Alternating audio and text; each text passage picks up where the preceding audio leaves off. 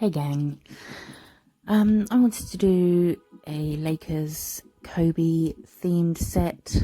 I can't say I'm a massive basketball follower at all.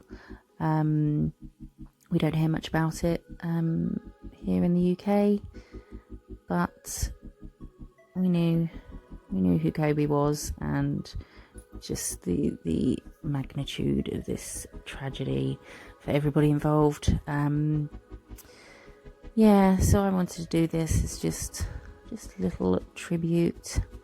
I did actually used to watch basketball games when I was younger in school, and they used to have them on, I think it was Channel 5 at like 4 or 5 a.m, and I would stay up and watch games. And I think that was maybe a year or so after he joined the Lakers. And I used to buy this magazine called Double XL or Triple XL, which was an NBA magazine. My friends thought I was really weird,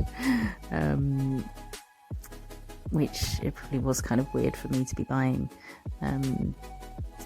NBA magazines, and then, getting on my bike and riding to my convent school in England. But that was my jam at the time. I'm not really going to talk much through this set.